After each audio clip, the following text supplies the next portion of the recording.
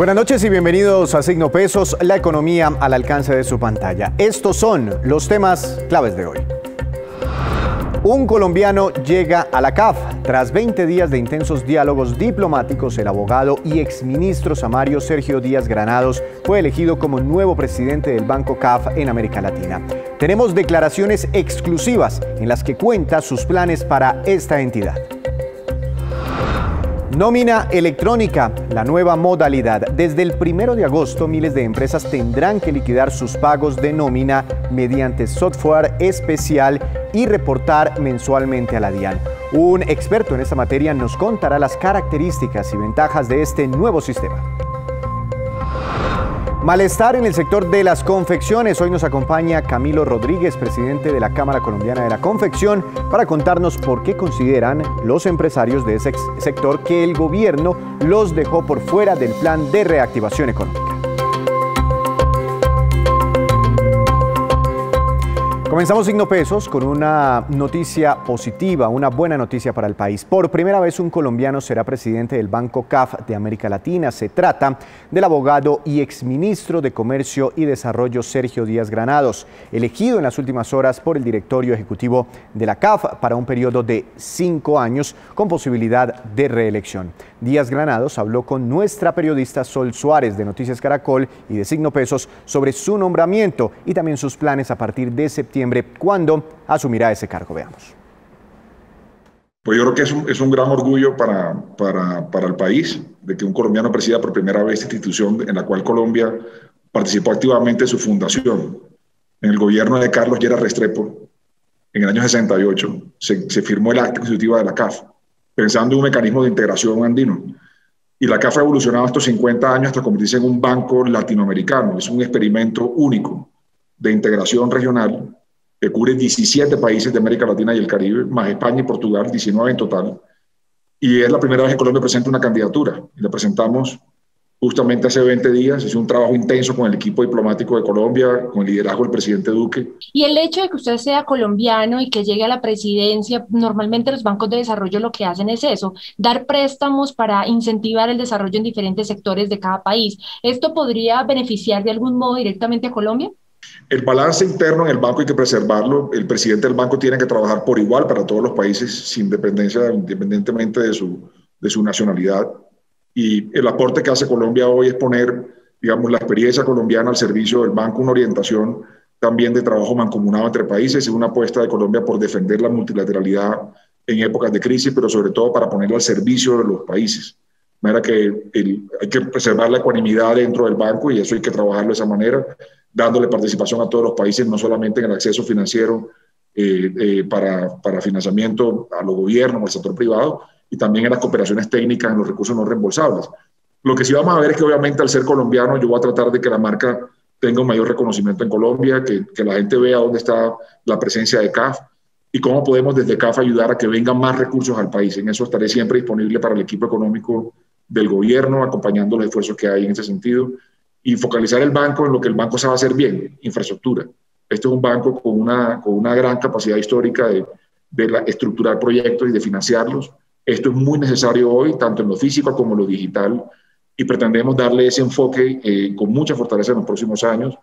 En la propuesta que le hice al directorio fue focalizarnos en los próximos años en ampliar el financiamiento al sector privado, traer más recursos de áreas del mundo donde hoy hay liquidez, de Asia, de Europa, de Norteamérica, bajarlos a América Latina vía proyectos bien estructurados, focalizados en desarrollo sostenible, focalizados en crecimiento equitativo, mitigación y adaptación al cambio climático, y con esas motivaciones lograr traer más recursos a la región. Entonces, me volveré de alguna manera también un promotor permanente de América Latina y el Caribe, a donde vayamos. Vamos a poner todo el empeño del equipo de CAF para traer más recursos a la región y de esa manera alcanzar el objetivo de reducción de pobreza, que es la razón de ser de estos bancos. Me gustaría saber su análisis teniendo en cuenta, bueno, apenas va a llegar o pues en unos meses estará usted ya posesionado, pero sí me gustaría saber cuál es, digamos, el concepto que usted tiene de la situación actual de Colombia. Yo creo que todas las economías latinoamericanas, independientemente de su tamaño, de su situación, han pasado un estrés muy grande en los últimos 15 meses y todavía nos falta un umbral todavía de dolor por recorrer porque la pandemia todavía está ahí. Tenemos países en la región socios de CAF que están probablemente 100, 120 días de alcanzar la inmunidad de rebaño, y países que están a 1.500 días de alcanzar la inmunidad de rebaño. Y aquí hay que trabajar con la idea de que nadie está salvo hasta que todos estemos sanos. Con ese criterio tenemos que trabajar en CAF con sentido de urgencia, y así lo plantea el directorio. Tenemos que preocuparnos por la situación sanitaria completamente, no solamente por COVID, también por las enfermedades tropicales que tenemos, que han crecido en los últimos años, con un alto costo para la región, desde el punto de vista económico, desde el punto de vista emocional. De manera que vamos a poner empeño en eso inicialmente, tratar de hacer una buena base sobre la cual podamos recuperar la estabilidad para el crecimiento. Y ahí recordamos nuevamente estos mensajes de los clásicos en el sentido de establecer bases de seguridad para poder cimentar el crecimiento. Entonces, lo que hemos planteado es irnos con un plan audaz y ambicioso hacia adelante para CAF. Entre mejor esté CAF y mejor esté su calificación, esa calificación buena de CAF se la transmitimos a todos los socios. Obviamente, los socios están pasando por un estrés. Colombia perdió el grado de inversión y lo recuperarán en el tiempo, con seguridad, no me cabe la menor duda. El país ya lo perdió en el pasado y lo recuperó también. El país sabe hacer la tarea. Tenemos que hacer los sacrificios necesarios, recuperaremos. Yo no me obsesionaría ahorita con el grado de inversión. No debe ser una obsesión. En este momento nuestra obsesión debe ser la gente, generar empleo, reducir pobreza. Esa debe ser la obsesión. Entonces, enfoquemos toda la energía en hacer bien el trabajo en este tipo de instituciones al desarrollo, como el caso de CAF, ponerla en buen funcionamiento, arrastrar más capital, dárselo a los países y acompañar técnicamente a los gobiernos a ir adelante. Yo digo que nosotros somos una especie de bastón, de taller en el camino para los países. Entonces, lo que queremos hacer es bien ese trabajo de arrancada. Claro, los socios tienen problemas. Algunos países están con unas situaciones de calificación más complejas que otros. Y eso a nosotros nos limita en la optimización de nuestro capital. Entonces, lo que le he planteado al directorio el 1 de julio en mi presentación antes de la votación es vengo con una agenda de optimizar el capital. Tenemos que saber utilizar bien nuestro capital hoy para volverlo más rentable y darle más beneficios a los socios. Eso tiene muchas maneras de hacer. Podemos canjear deuda que tiene CAF con otros bancos multilaterales.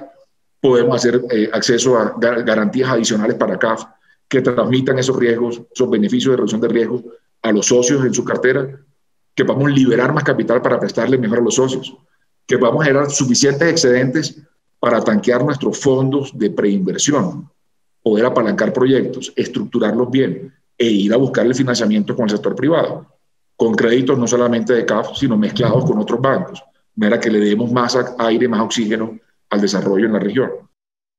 Le ganó la presidencia de la CAF el doctor Díaz Granados al candidato argentino Cristian Asinelli. Cambiemos un poco de tema porque a partir de agosto miles de empresas tendrán que realizar sus nóminas de manera electrónica. Para entender la importancia de este tema quiero saludar a un experto.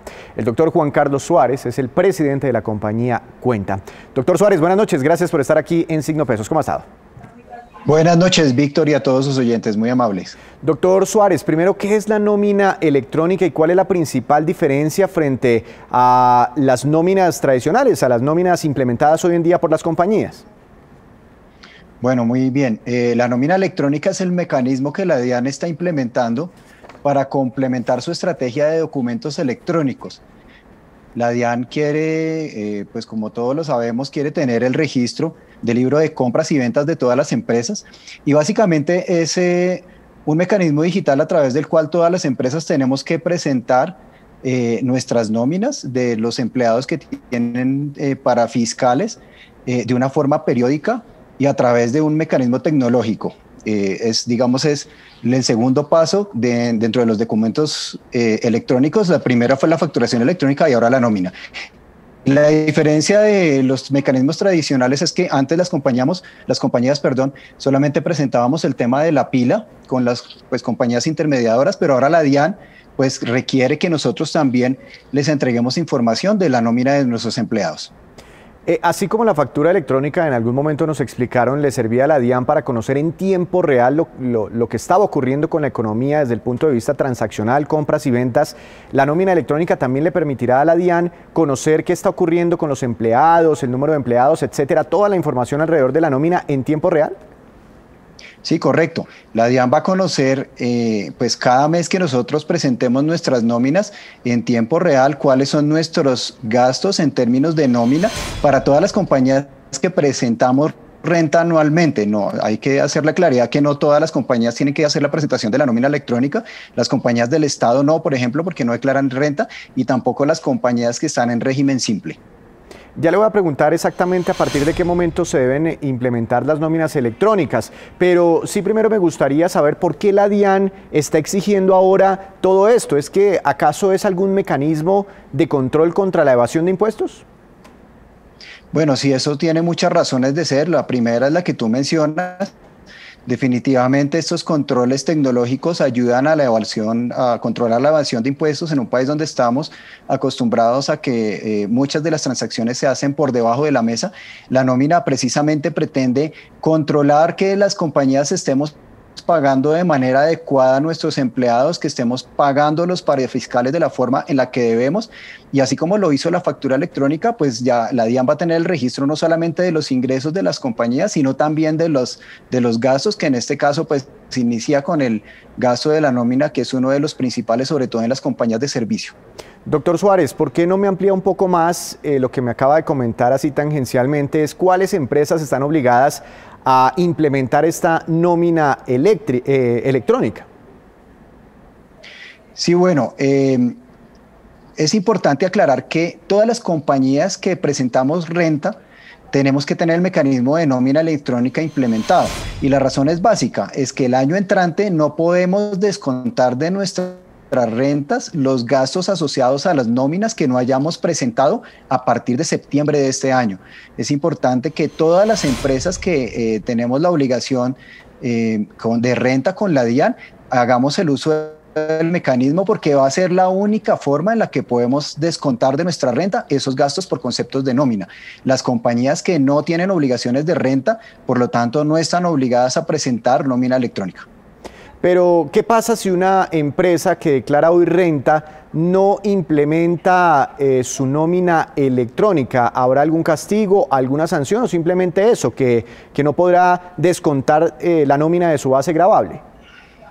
Es correcto. El mecanismo básicamente está diseñado para que las compañías puedan hacer el descuento de sus gastos en la renta. Por lo tanto, aquellas que no presenten la nómina electrónica no lo podrán hacer y por lo tanto van a pagar mayores impuestos. Es un mecanismo de autorregulación en donde si nosotros queremos llevar el control de los gastos y llevar esos gastos a la renta, pues tenemos que hacerlo a través del mecanismo electrónico. Es la única forma. La DIAN el año entrante ya no va a recibir ningún gasto que no esté presentado a través de este mecanismo electrónico. Muy interesante. A partir de agosto, ¿todas las empresas que declaran renta deben presentar la nómina electrónica o tener implementado este sistema? ¿O va a ocurrir como con la factura electrónica, que hubo un cronograma, primero las empresas más grandes, después las empresas de ciertos sectores hasta las empresas más chiquiticas, pero se dio como un tiempo para todo el empresariado? Sí, tienes toda la razón. Hay un cronograma de implementación que se movió un poquitico. El cronograma arranca en septiembre con las compañías de más de 250 empleados, después que se presenta, digamos, las compañías de 250 empleados y más presentan la nómina de septiembre del 1 al 10 de octubre. Después vienen las compañías de 100 a 250 empleados que presentan la nómina de octubre del 1 al 10 de noviembre. Después vienen las compañías de 10 a 100 empleados que presentan la nómina de noviembre del 1 al 10 de diciembre, y después todas las compañías que tienen más de un empleado que presentan la nómina de diciembre del 1 al 10 de enero del año entrante. Ese es el cronograma. En la factura electrónica pues empezó siendo también como una cosa obligatoria, porque tampoco se pueden descontar ya las facturas que no sean electrónicas, en fin, pero después los empresarios empezaron a dar cuenta que ahí hay un universo de información muy interesante para ellos que les permite tomar decisiones en tiempo real, conocer el estado financiero de su compañía, de sus ventas, sus stocks, en fin, ha resultado muy positivo para los empresarios que han implementado la factura electrónica este mecanismo. La nómina electrónica, además de ser un poco obligatoria también para no pagar más impuestos, ¿qué beneficios podría traer para los empresarios? Sí, en definitiva, lo que traen estos procesos de digitalización es la organización de la información en mecanismos adecuados para llevarla. Los empresarios tradicionalmente no estábamos acostumbrados a tener herramientas tecnológicas en nuestras compañías para llevar la información de nuestras empresas. Entonces no teníamos la información de facturación en tiempo real. Hoy ya lo podemos tener con el mecanismo de factura electrónica. Yo ya puedo saber cuánto he vendido al día de hoy porque todo lo tengo registrado en una herramienta tecnológica. Y eso va a pasar con la nómina electrónica. Tampoco estábamos acostumbrados a tener la información en tiempo real como sí lo vamos a tener cuando ya vamos a tener que empezar a presentar el mecanismo digital. Vamos a tener que utilizar una herramienta tecnológica que nos permita no solamente cumplir con la norma, sino tener la información organizada en un repositorio adecuado para ello y por lo tanto, como tú lo mencionas, vamos a tener información en tiempo real de las transacciones de nuestra empresa y eso definitivamente está beneficiando de una manera muy positiva a todos los empresarios, pequeños y grandes. Una última pregunta, doctor Suárez. ¿Qué papel juegan ustedes en medio de todo este proceso de la nómina electrónica y esto tendrá algún costo o será muy costoso para los empresarios? Bueno, nosotros como compañía dedicada a solucionar los problemas de los empresarios, pues estamos precisamente pensando en que la tecnología le tiene que facilitar los procesos y por lo tanto el primer reto que nosotros tenemos y nuestro principal compromiso es de automatizar los procesos a las compañías. ¿Por qué? Porque pues nos hemos dado cuenta que hacerlo a mano o hacerlo en herramientas que no son adecuadas pues implican un montón de tareas operativas que las herramientas tecnológicas ya empezamos a solucionar. Cuenta es una plataforma que le soluciona el registro de muchas transacciones, no solo la facturación electrónica ni la nómina electrónica, sino procesos contables al empresario.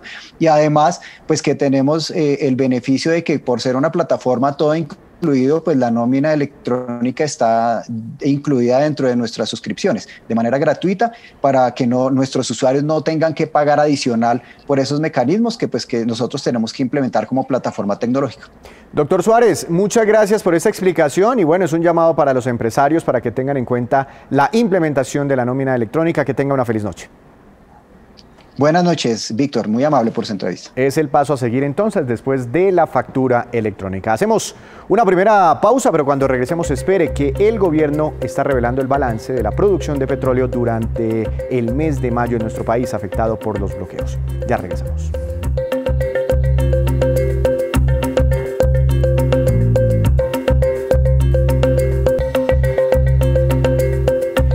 Regresamos a Signo Pesos. Hay un gran malestar en el sector de las confecciones del país por el tratamiento que el gobierno le estaría dando a las empresas de este sector en el marco del plan de reactivación económica del país luego de la histórica crisis por la pandemia. Doctor Camilo Rodríguez, presidente de la Cámara Colombiana de la Confección. Buenas noches, bienvenido a Signo Pesos. ¿Cómo ha estado?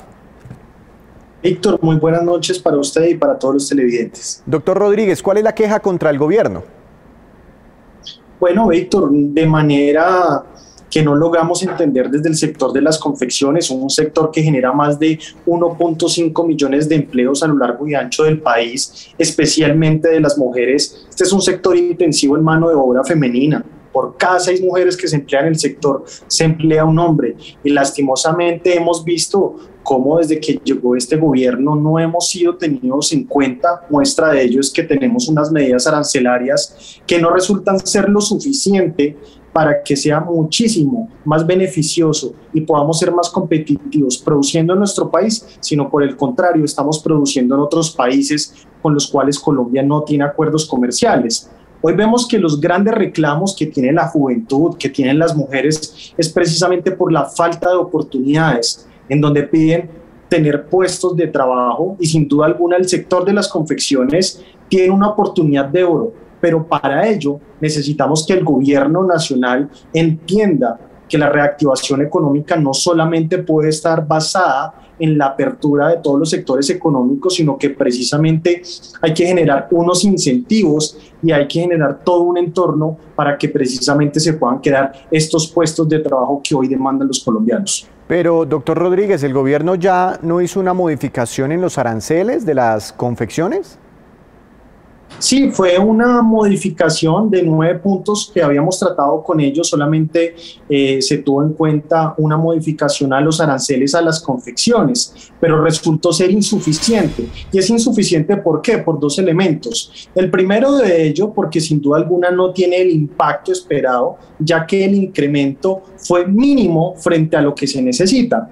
Y lo segundo, nosotros hemos sido bastante enfáticos en decir que hoy el sector de las confecciones necesita una reforma integral, es decir, deben ir acompañada de otras medidas. Una de ellas es la disminución de los aranceles a los insumos. Hoy tenemos en Colombia que pagamos aranceles por unos hilos que no se producen en el país, que no tenemos abastecimiento nacional y tienen un 10%, igual al arancel de las telas, es decir, no se está respetando el valor agregado que tiene el sector de las confecciones. Otro que nosotros hemos solicitado de los elementos es el hecho de las descripciones mínimas. Las descripciones mínimas lo que nos permitirían es precisamente contrarrestar el contrabando técnico y la subfacturación, ya que para los importadores ilegales que van a entrar la mercancía a nuestro país sería muchísimo más complejo. Por eso nosotros decimos que esa medida, que si bien iba en el sentido correcto, resultó ser insuficiente ese arancel a las confecciones impuesto. Ya ahorita el 16 se cumplirían 3 meses desde la puesta en marcha de ese decreto. ¿Y si ha logrado frenar un poco las importaciones de estas confecciones o no? ¿O siguen entrando como antes? No, sí, siguen entrando como antes, Víctor. Muestra de ello es que nosotros vemos que en el año 2019, año en donde no teníamos pandemia, el país logró exportar 734 millones de dólares, mientras que por el contrario, importamos 2.428 millones. Esto se traduce en simplemente importación de mano de obra de otros países con los que no tenemos acuerdos comerciales. Esto nos estaría afectando precisamente la generación de puestos de trabajo y con esas modificaciones arancelarias de hace 3 meses no se ha tenido el impacto esperado y muchísimo menos después de todas estas marchas y todos estos bloqueos que sin duda alguna han tenido un efecto nefasto y perverso sobre la industria y sobre los sectores comerciales del país, especialmente este sector que ha sido tan golpeado. Doctor Rodríguez, ¿el gobierno autónomamente podría tomar decisiones arancelarias, es decir, copiarle a usted sus propuestas, lo que dice usted, o tendría que llevarse un proyecto al Congreso de la República? No, Víctor, el gobierno nacional es quien tiene la facultad y la potestad, de acuerdo a la Constitución Política, de tomar medidas en materia arancelaria y comercial.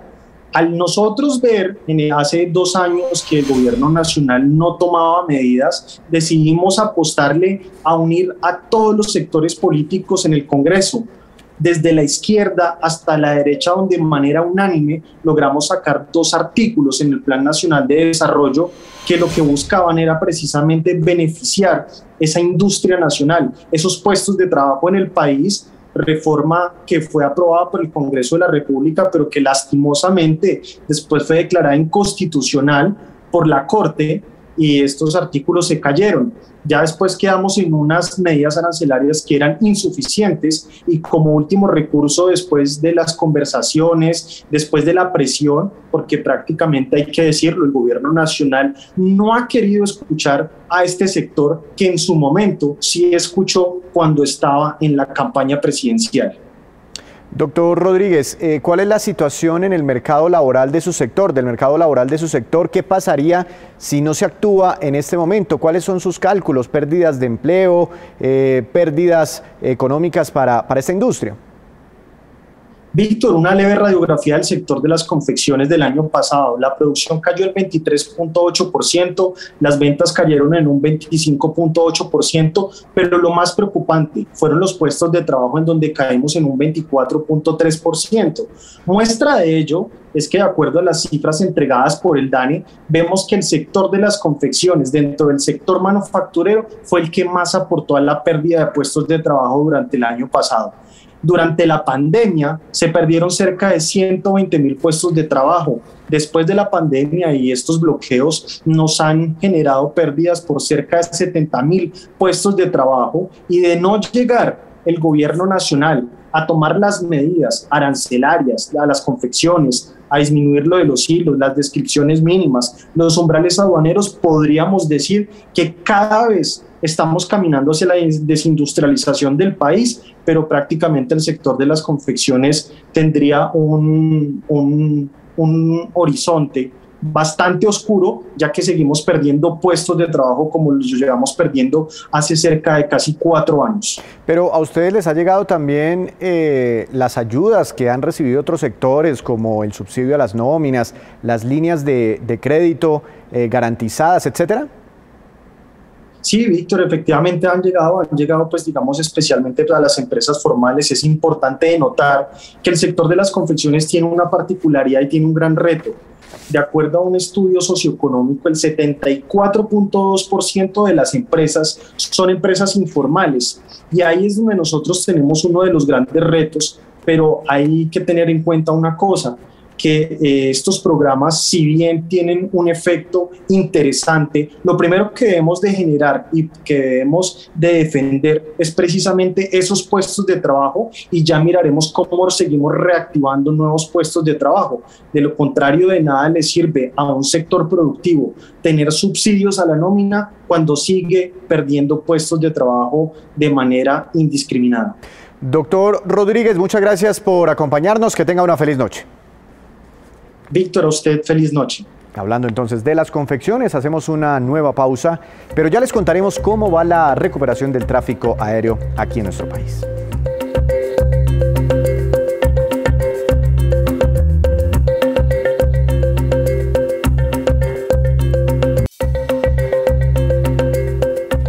Regresamos a Signo Pesos con esta que es la cifra económica del día, 703.478. y corresponde a la producción de barriles diarios de petróleo registrados durante mayo de este año aquí en Colombia. La cifra significa una caída de 3,9% en la producción de crudo frente a mayo del año pasado. Además, es una reducción de 5,6% frente a abril de este 2021, según el reporte del Ministerio de Minas y Energía. Recordemos, los bloqueos también afectaron al sector minero energético. Y entre los pocos sectores de la economía que han salido bien librados de esta pandemia está la construcción de vivienda. Nuevamente, las cifras siguen favoreciendo la compra de casas y apartamentos sin estrenar en el país, que para el primer semestre de este año alcanzó nuevas cifras históricas. Veamos. Ya sea por inversión o por la necesidad de adquirir una vivienda y habitarla, hoy Colombia sigue marcando cifras récord en compra de inmuebles, siendo este primer semestre del año el lapso de más comercialización de viviendas en la historia del país. Durante los primeros 6 meses del año fue el año récord en ventas de vivienda, tanto de interés social como no bis, con un crecimiento superior al 60%. Se vendieron más de 109.000 unidades. Es la primera vez que en Colombia durante estos 6 meses se venden más de 100.000 unidades. Según cifras del ministerio de esta cartera, este récord es similar al total de viviendas que se compraron durante todo el 2013, y si se comparan las ventas con las del año 2020, hubo un crecimiento del 63% en el mismo periodo. Para el sector, esto se debe a varios factores. Viene sumado a unas bajas de tasas de interés históricamente bajas y también a los subsidios que está otorgando el gobierno nacional, sobre todo para la vivienda de interés prioritario, la vivienda de interés social, subsidio a la compra, subsidio a la tasa, y los subsidios a la vivienda no bis también ha estimulado también la compra de vivienda. Esto obedece a que las personas en este momento están optando por comprar unidades habitacionales más pequeñas y unidades habitacionales por fuera de las grandes ciudades. Una situación que los expertos atribuyen además al auge del trabajo virtual, al cambio en las preferencias familiares y a espacios más aireados en razón a la pandemia. Dentro de las grandes ciudades, las familias cada día son más pequeñas, además familias que no tienen hijos y no tienen la mascota, entonces si quieren estar cerca de ciertos sitios de actividad y todo, pues prefieren tener una vivienda más pequeña, pero con unas zonas comunes extraordinarias. El segmento que más ha impulsado este desempeño ha sido el de la vivienda de interés social, que alcanzó una compra de 12.932 viviendas en el mes de junio. Y ahora vamos con estos que son los indicadores económicos que usted siempre debe conocer antes de irse a dormir. Tasa representativa del mercado que regirá para mañana será de 3.782 pesos con 27 centavos, subió 5 pesos con 10 centavos. Protagonista el petróleo de referencia Brent, que tuvo una fuerte baja de 2,97%, se ubicó en $74 con 87 centavos por barril. Gran expectativa por el acuerdo petrolero de los países miembros de la OPEP, todavía no toman una decisión.